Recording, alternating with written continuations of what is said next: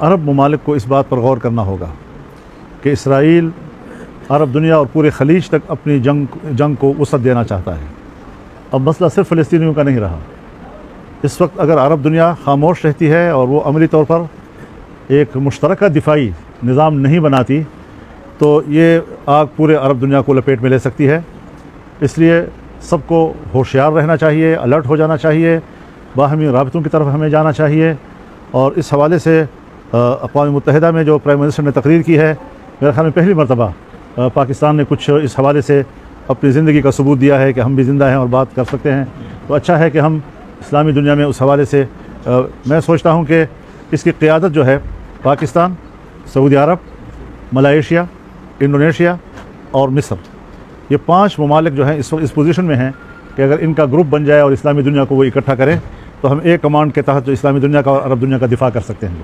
اس کے لیے سب کو منظم ہونا ہوگا۔